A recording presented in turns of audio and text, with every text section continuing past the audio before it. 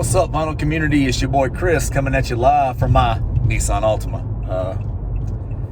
Beautiful day here in upstate South Carolina. Getting ready to venture off into Charlotte, North Carolina for the day.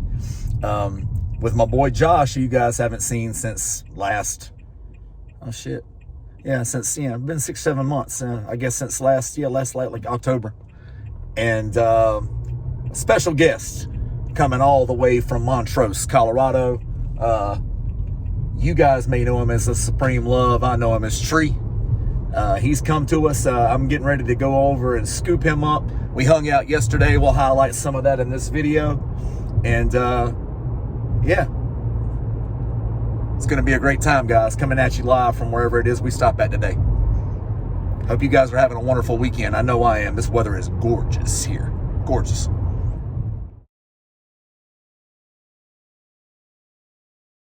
I'm not filming that, Josh. There you go. Are you going to do me first? Yeah. Hey, everybody, I'm talking. I'm totally not going to edit this. All right. He isn't. Ladies and... no, I'm too lazy. Ladies and gentlemen, boys and girls, this is your boy Chris coming at you live. Yeah, there you go. From my Nissan Altima in Charlotte, North Carolina. I told you guys that I had a guest that you guys hadn't seen in a while. That's Josh. You guys hadn't seen him since last October. And then you have a guest you haven't seen since last April. That's a Supreme Love, Mr. Tree. The man from Montrose. Yeah, there you go. The man, the myth, the motherfucking legend. So here we are, guys. I reckon I'll lead off. Josh wasn't able to join us yesterday, but yesterday I took Tree down to our lovely state capital. And by our lovely state capital, meaning the state that Josh and I live in. It's a common misconception because Josh and I end up in Charlotte often that we're from North Carolina, but we aren't. We are from South Carolina. Love both states equally. But yesterday I took him down to our state capital, Columbia, South Carolina. Had some great barbecue at Midwood Smokehouse. Shit's legit. And after that, we went to Papa Jazz Records. Probably my favorite shop in the state of South Carolina. Yeah, probably my personal favorite. So there's a few in Greenville. Yeah, but Papa Jazz is my favorite. Papa Jazz. It's my favorite. Yeah, it is. It's got a special place in my heart. I found some good shit there. So what we're going to do is Tree and I are going to start with what we found yesterday. There will be pictures from our dig yesterday, by the way. So I'm going to start with Papa Jazz scores.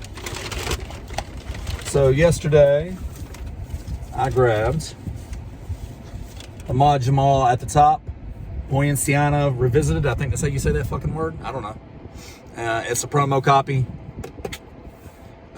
Very excited to have found that. I've got another copy at home of that somewhere that I promised Tree that I would give him, but when I went looking through my records this morning before I came, I could not find it for the life of me. So Tree, if I ever do find it, yeah, if I ever do find it, you can have it.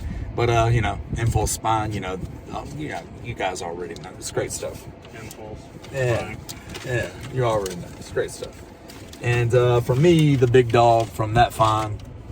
Was so my favorite record, my favorite Miles Davis record forever, for as long as I can remember, has always been Steamin'. Everybody's Kind of Blue people, or, and that's fine. There's nothing. Kind of Blue is a great entry level. It's a really phenomenal record. There's nothing wrong with it. But for me, I've always liked Steamin', Working, Cooking. Those have always been my favorites. And yesterday I was fortunate enough to come across a very, very clean promo copy of Steamin' with the Miles Davis Quintet. OG, preview copy, the whole nine. Thrilled to have it. I mean, I can say the lineup, but do I really need to? It's Miles, Coltrane, Garland, Chambers, and Philly Joe Jones. I mean, it's jazz perfection. It's as good as it gets. So that's what I found at Papa Jazz. Tree, would you? Yeah, absolutely.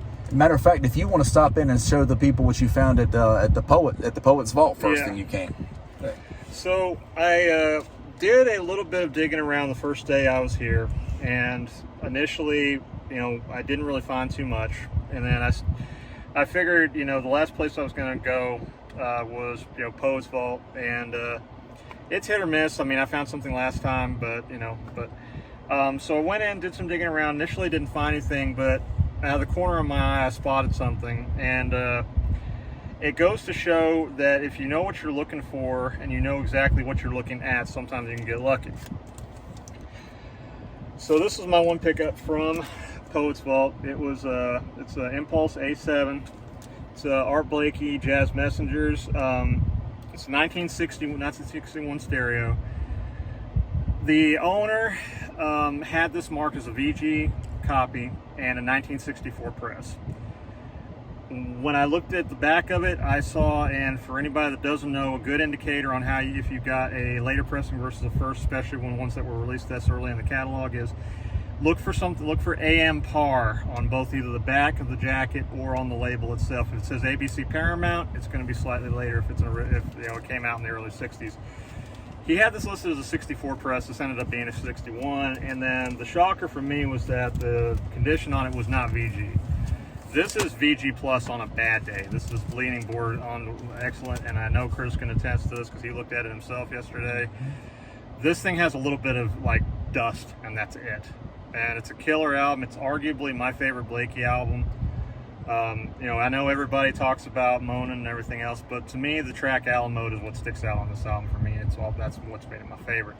But hey, one and done from Poet's Vault, I can live with that. So, and then yesterday when we went to Papa Jazz, and for the record, there will be a return trip tomorrow, and I'll be posting that on my own channel. There you go. They had gotten in a collection from a former college professor, and it's been all heat, and they've been dropping it the last couple weeks.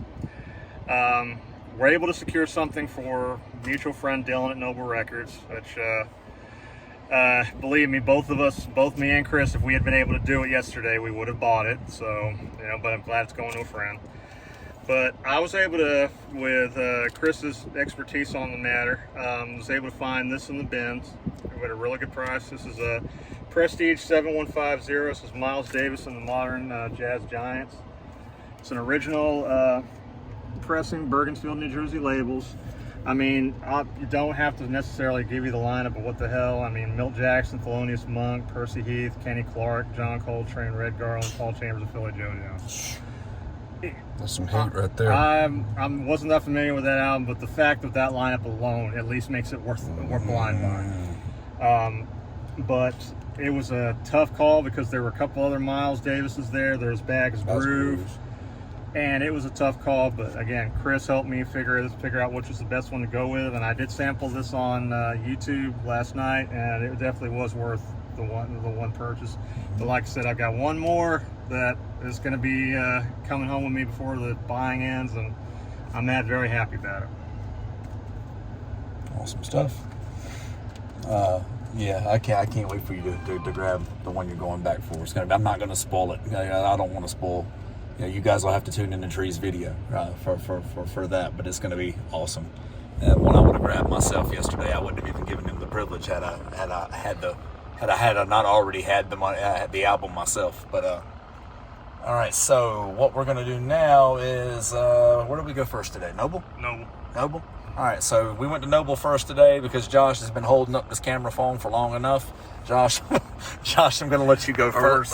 Let's see if we can make this work. Can you? Maybe. If I can just balance it. That bitch is going to fall. Give it a shot. You work in construction. You All right. about the bouncing. There you go.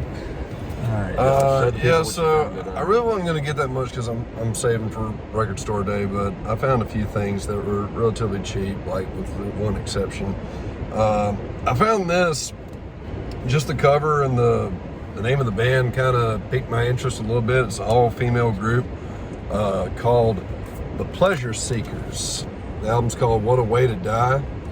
And it's basically like psychedelic garage rock from the 60s.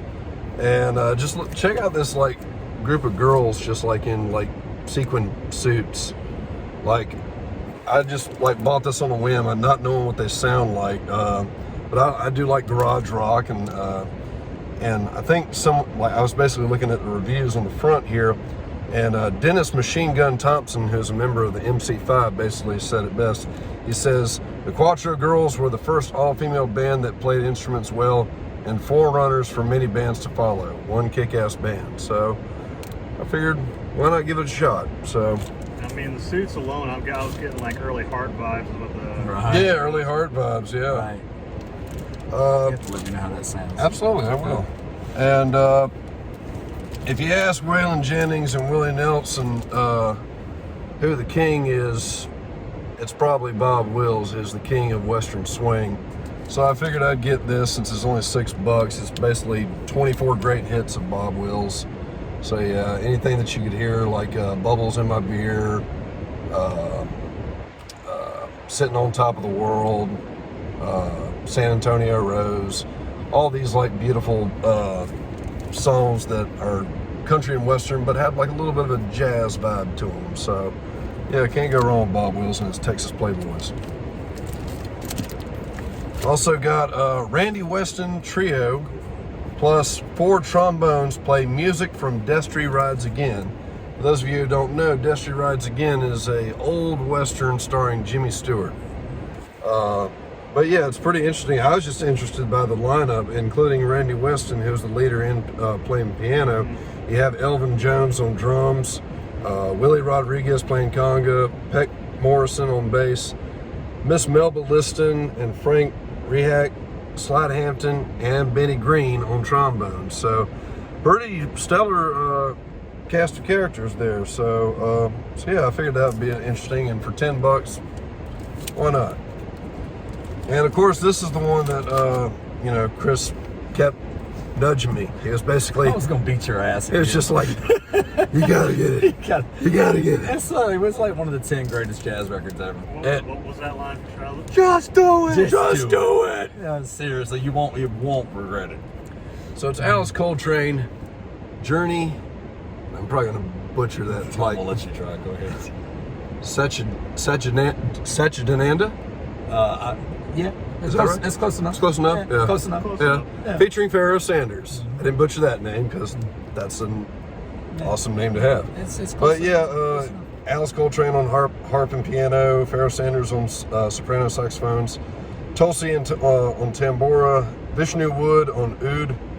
I think it's I say odd. Odd. Yeah. Cecil McBee on bass, Charlie Hayden on bass, Rashid Ali on drums, and Majid Shabazz on bells and tambourine. I know Josh likes this kind of thing, so I'm going to throw it out there. It's one of only 3 or 4 jazz records that are on the Rolling Stones 500 greatest albums of all time list. Yeah. Although, I know their list doesn't mean shit these days. These days, I man. know, but you also usually like lists and stuff. I do like lists, So yeah. it's on there. So yeah, and it's Alice Coltrane. It's phenomenal. John Coltrane. It's phenomenal. Just the connection That's there. a phenomenal record. I like it at least more than half of John's discography. Yeah. I really do. Which, for the record, he nearly didn't buy because I was contemplating it. But And then I found this record that was framed and also signed. It's a soundtrack called Phantom of the Paradise. It's actually an interesting film. It actually predates Rocky Horror Picture Show by a year. Dylan pretty much talked to me about it. It's directed by Brian De Palma, who, for those of you who don't know, has directed classics like Carrie and Scarface. Yep. And the first Mission Impossible. Mm-hmm. So, but the reason why I really wanted it was because it was signed by one of the stars of the movie, Mr. Paul Williams, who is a actor / singer-songwriter. I told Chris, like, he's little Enos Burdett in Smokey and the Bandit. He's like, oh, that The guy. only way I've ever known. But, for guys like me, he will always be known as the guy that wrote Rainbow Connection for the Muppet movie. Among many other things, he's written for Three Dog Night, Just an Old-Fashioned Love Song is one of his biggest hits. Oh, shit, he wrote that? He wrote that. Cool. Yep, he wrote the Love Boat theme. Yeah. Still, it's But famous. still famous. I mean, famous. like everybody's It's like, famous. like, Most people know what it is. exactly. Yeah. So, but yeah, he'll always be the Rainbow Connection guy. But he's also a pretty decent actor, and he plays the villain in this movie. But yeah, it's basically like a campier version of the Phantom of the Opera story arc, but it's got like a disco style rock and roll attitude to it. that, like I said, once again, predates Rocky Horror Picture Show. So if you ever want to do a double feature, I strongly recommend those two movies back to back. So, yeah. But before Chris, if you don't mind, I actually wanted to, so I've been holding on to this since December, so I figured now's better time than anything. Josh has two surprises for me. One of them he actually knows about. The other one he's not familiar with what he's actually getting. Oh, right. So the first thing I'm going to give him is the one he's aware of. I actually found this at Lunchbox on Wednesday when I was doing around. I initially thought it was an OG. It's a 2006 reissue, but initially, I mean, I would have been happy with that, but with an album this good, I wanted an OG, and I lucked into an OG, so I passed it on to a friend. And for somebody that doesn't have, has little to no hip-hop in his collection, this is a good way to start. This is a good way to start. Mm-hmm. This is Nas. Illmatic. And I mean, it's an absolute classic. I think it's in like I think Chris said the same thing. One of the 10 greatest hip hop records. If you had literally a trunk full of albums you had to put on a desert island, this would definitely be in there. Yeah. And to kind of help out, because I'm the nerd that I am, I actually put some of the samples that are actually on there, so you can kind of get a slew of them too. And these are just the jazz ones, so that is. I appreciate it, bro. It's some Ahmad Jamal samples. And then the second one, I've actually been holding on to this since December, and I was going to send it to him during Christmas time, but my lazy ass couldn't get off the fucking couch at times. I found this in a store local to me, about 45 minutes. He's got some amazing stuff you just got to dig. I saw this and it had his name on it, but then I saw it was sealed, and I'm like, yeah, he needs to have this. This is New Riders in the Purple Sage Brew Hose. This is a 1974 first press. Oh, sealed. sweet. Thanks, dude. New Riders of the Purple Sage. Sweet. I've known about that since December, but I'm good about keeping secrets when I want to. Yeah, and that's one of my favorite eras of like the alternate country music scene. So yeah, that's cool. Completely sealed, and you'll be the first one ever. Sweet. Thanks, bro. I appreciate it. I really do. You didn't think I could keep a secret that long, did you? I did not. Well, either that or you just forgot in your old age. I know. Yeah. Did not forget in my old age. Never mind. Take that back. You want to finish that one, bro? I wouldn't have deleted it. You know better. All right, so we went through Josh's Noble. Yeah, let's do your Noble. All right. Yeah. So, for those of you that were following this and have talked to me, initially I was going to purchase an absolute jazz grail. It had been a long time coming, but with somebody like me, with my attitude, is that I want to do one and done. I don't want to have to keep upgrading and everything else. And the wax on it was great, but the jacket was shot, and it had a lot more tape on it than the initial pictures, and that is no fault of Dylan at all. Sometimes the internet just doesn't show everything it needs to. So I would have been showing you a transitional pressing /first pressing of Lee Morgan's The Cooker, but I decided instead to go ahead and let that go to somebody else. I still built up about almost 400 in trade credit. So I bought a couple things, and then the rest I'm going to use for the rest of the trip. But I still walked out with two absolute, bangers. This one I hope to find an original of one day, but I mean, it's going to take me a minute. Not ironically enough, it is connected to that Nas album. Mm-hmm. This is a Ahmad Jamal Trio, The Awakening. This is the most recent reissue off of the Verve by Request series. I mean, 180 gram audiophile quality vinyl. I've watched a couple reviews on this particular repress. It sounds they rave about it, so I'm comfortable with it. And it'll definitely allow me to enjoy the music while I'm searching for an original. And it'll happen. It's just a matter of when. The last one, I will own an original of this album this year. Mark my words. By December, when I do the Fat Finds of the Year, it will be in that list. But for now. This album came out in my senior year of high school. And Chris can tell you, we had this conversation yesterday, their first album was sort of mixed for me because oh great, another rap rock. Yeah. And after basically having to deal with bands like Limp Dick / Limp Bizkit.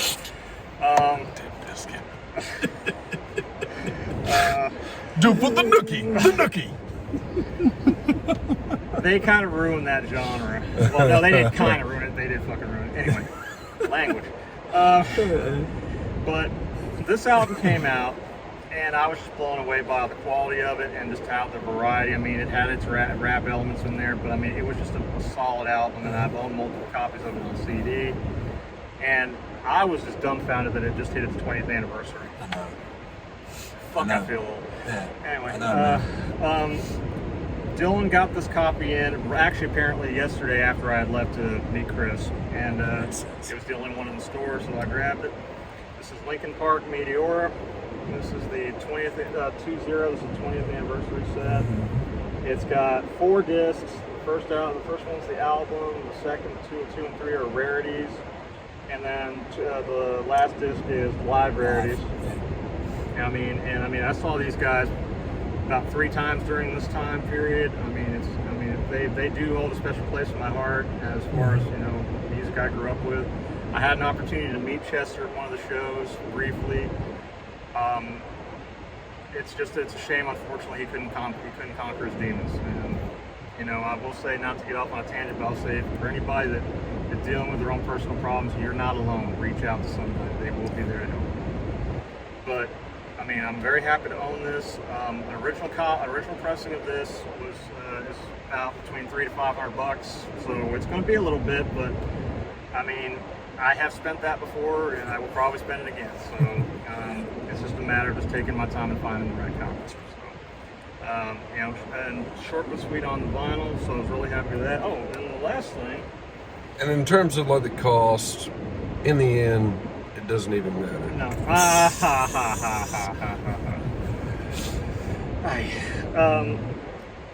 The last thing is actually, of course, I can't walk away with that t-shirt. Both of my Noble shirts have shrunk to the point where I literally cannot. They almost look like fucking onesies at this point. For the record, guys, for the record, guys, I'm bordering on 6'6", so I'm not exactly a short guy. And XLs, generally after a couple washes, they're already starting to shrink on me. Probably needed 2 weeks, honestly. Yeah. Probably. So, which is actually the way it ended up working out, because this is the OD Green Noble record shirt. He only had one left, and ironically enough, it was a 2X. So I asked him then to hold it, and ended up grabbing it today, and everything's good. So that was my haul from Noble. I was very happy with everything I got. Short and sweet. I love my green Noble shirt. I've probably worn a hole in mine. Alright, where am I going to go? This is when I got back. I'll talk to you guys about it. Alright, we're going Noble stuff. I think I only got 2 at Noble. Yep, 2 at Noble. Alright, so as you guys know that you've been chronicling, if you've been following along on my channel long enough,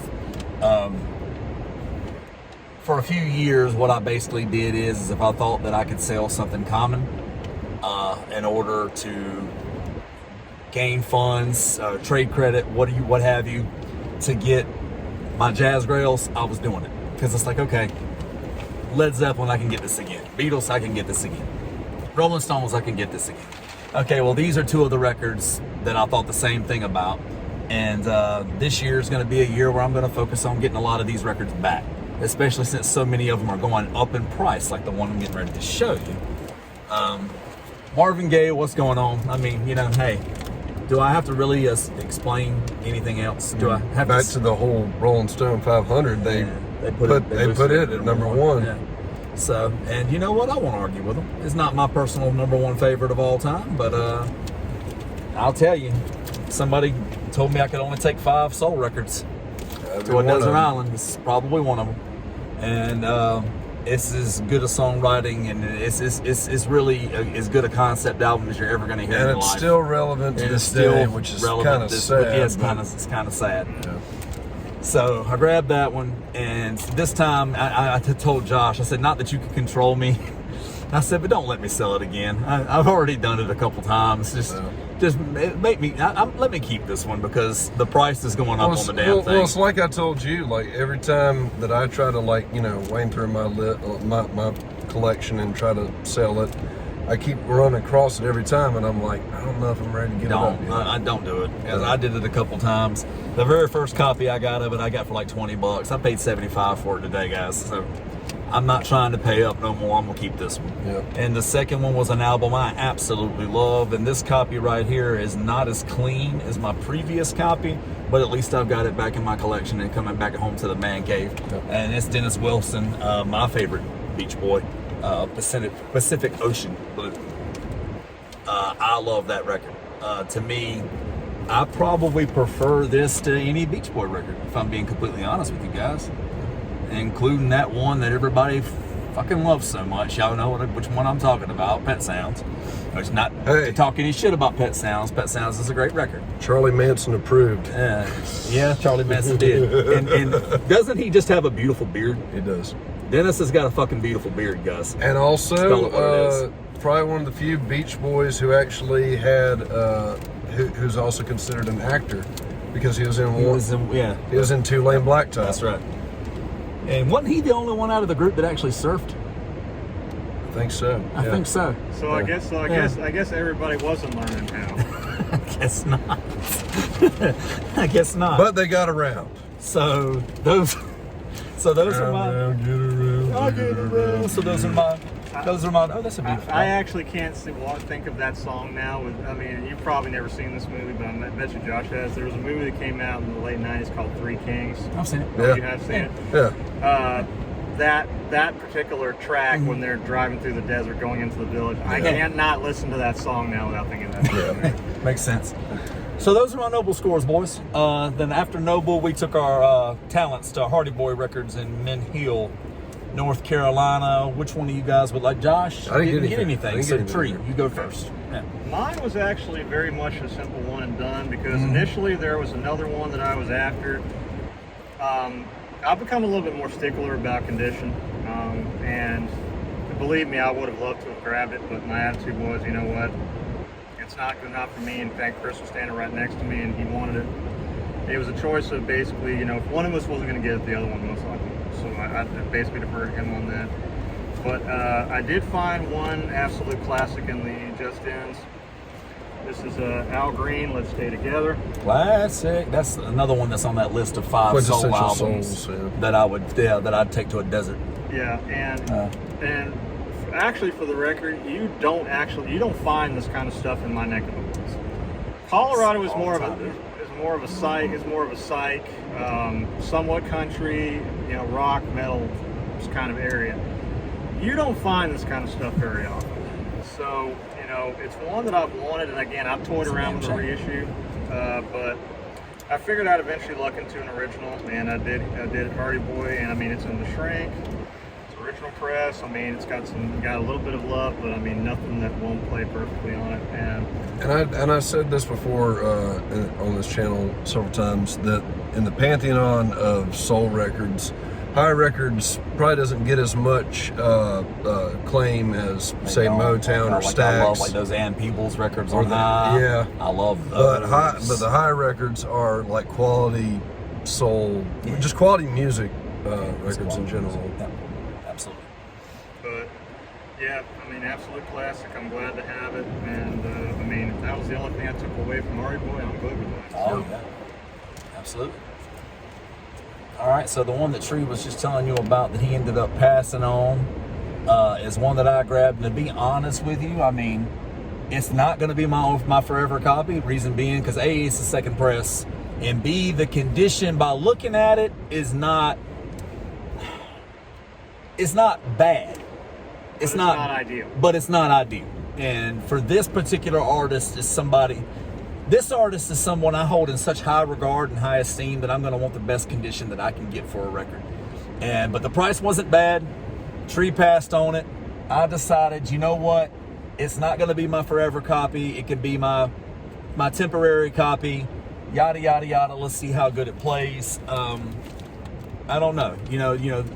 Not every record is like Blue Note and just built like a fucking tank, where even if you see it looks like a skating rink, it still plays wonderful. There's not many like that. But it's Joe Henderson, Power to the People, with Herbie Hancock, Jack DeJohnette, Ron Carter, and Mike Lawrence. You guys who have been following along with me long enough, still in the shrink, I can't wait to rip that shit off. Toilet paper, basically. Probably not very comfortable toilet paper. Yeah. Probably not very comfortable toilet paper, but hey, if you were in the woods and you had to whip your ass bad enough, I mean, is this or a leaf, huh? Yeah, pretty much. Anyway. This shit's going off the rails. Anyway. That's for another channel. Anyway. I don't know, some people get off and probably rubbing their ass up against a tree. Not you, tree, but that tree. There's some strip clubs in Charlotte where people will gladly rub their ass up against a tree. If I find the right girl who's that's her fetish, go for it. But Yeah, I can tell you which. No, I can't. Oh, yeah, I can. I can give you names. Anyway. Anyway. Her name Bubbles. Boy, this I'm not editing any of this shit. I want y'all to know that. Any of it. I absolutely love this album. I love Joe Henderson's years on Milestone. They are phenomenal. And I think this just puts me one album shy of having Joe's full discography on Milestone. So, hey, like I said, not going to be my forever copy because I'm going to want a first, but it's going to hold me for a while. And I love the record and I love the lineup. So there you go. That's it for me from Hardy. Yeah, Hardy Boys. Yeah. So now, after that, we went and had a lovely lunch, wonderful, absolutely phenomenal lunch at Waterman's and seafood in South Boulevard, Charlotte, North Carolina. I think I can speak for the fellas when I say phenomenal. Yep. Like, you know, if you want seafood, you want seafood, you're in Charlotte, North Carolina, that's where I recommend you go. It was phenomenal. Po' boy for myself, North Carolina trout from my man back here, fish and chips from my man to my right, and phenomenal. So after that, regrouped, headed off to Lunchbox Records on Central Ave. And Josh, you want to show the people what it is you came up with? I just bought one record, but I've been really digging this guy a lot lately, and I was so thankful to introduce Chris to him. He's really one of those guys that I feel like this is what country music radio should be playing. Mm-hmm. But he's fantastic.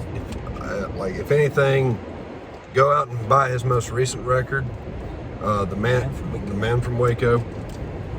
But this is one of his albums from 2019. Charlie Crockett Sings The Valley.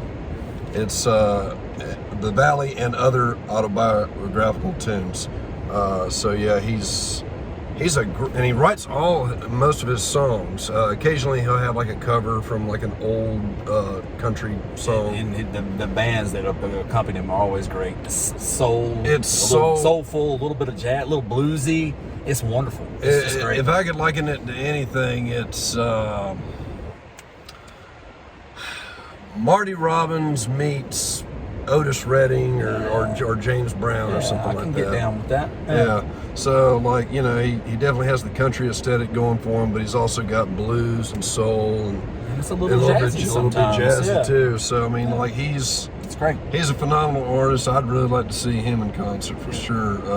But highly recommend him, Charlie Crockett. Yep. And I've also got to make a minor edit for somebody that was originally from Texas. It's not Waco, it's Wacko. Is it pronounced Wacko? That's the joke. That's the joke. A lot of people call it Wacko. Oh, because of Waco, Wacko. Yeah. Got you. Because of A certain thing that we won't be talking about. No, we're not going to talk about it on the channel. It's kind of But that's good. All right, Tree. All right. Show the people what you got from Lunchbox. Mine is another piece of apparel and one album.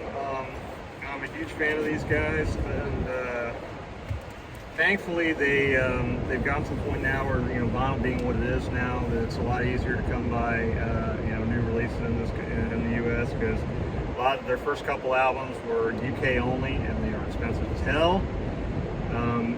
But Gorilla's Cracker Island, which it's some of their fans will say they're mixed on it, and honestly I can see why. Some of the tracks are a little bit sort of, you know, like, okay, what the hell, even for them, a little bit what the hell.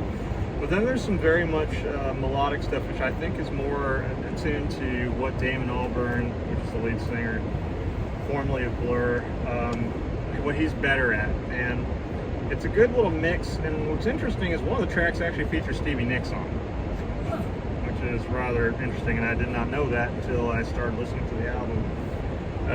My boss was the one that he bought the album and he streamed it at work a couple of times to the point where like we need to listen to this.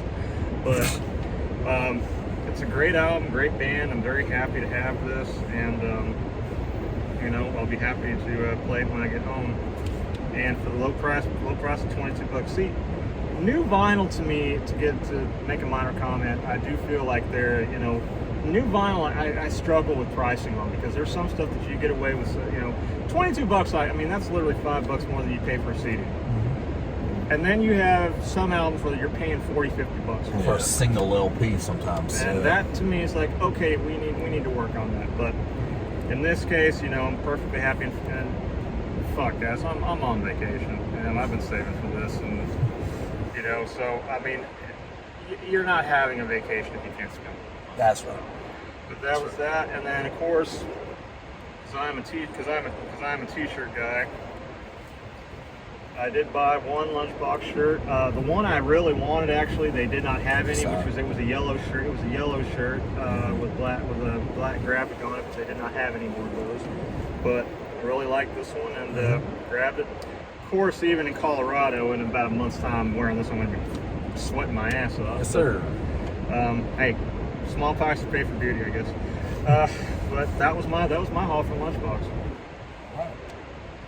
And we're down to everybody but me, right? Yeah. Just me. All right, cool. All right, from Lunchbox, I'll keep it short, sweet, and to the point.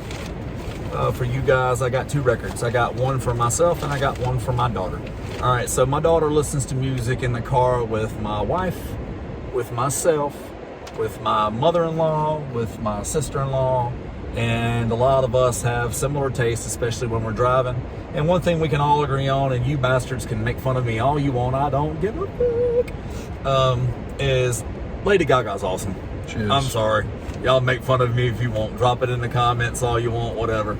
She's a frequent listener in my car. She's a frequent listener in my AirPods. I don't really give a damn what anybody thinks Well, her about it. songs are just so damn catchy. Yeah. Well, Chris, you were just born this way. Hey, I like that. I see what she did there. Yeah, I see what she did there. But this is her debut album. Yeah, Fame. It's her debut. Yeah, and it's got, Poker Face and Let's Dance and Just Dance. Just Dance. Yeah, Just Dance. Yeah, And Let's Dance is David Bowie. Yeah, there you go. Yeah. Yeah, Poker Face, Just Dance, Love Paparazzi. Game, Paparazzi, some of those other ones. Grabbed that for her today. So I'm looking forward to getting home and throwing it on and, dancing for 30 seconds before I get ready to pass out because I'm old And with my daughter. the amount of talent. She did albums with Tony Bennett, for God's sake. And they're good. And they're Yes, very they And are. they're good. And they're she's not just the glam music. It's literally, she can do. She old can sing, school, she can sing, dance, she can choreograph, and she can act. and she can fucking act. Yeah, she sure can. So And probably won't be long before she's an EGOT winner. So probably she'll be the she's already got a Grammy. The She's Grammy, already got an Oscar. Yeah. So it won't be long. Yeah. did she got an Emmy? Because she did that American Horror Story. I It can't wouldn't remember. surprise me. That wouldn't Wouldn't surprise surprise me, me, and if she yeah. don't have it, it's coming. Yeah. And then after that, I jumped on Josh's train. He had made the comment about introducing me to this artist, and he did, and I appreciate it very well. One thing about our friendship is we both introduced each other to a lot of music over the years. You introduced me to Sturgill. Yeah. Yep, Sturgill Simpson. Yeah, and so I got introduced to this artist by Josh, 2-3 months ago, and I cannot stop listening to this motherfucker. I just can't do it. Charlie Crockett, Lonesome as a Shadow. It's just a great cover.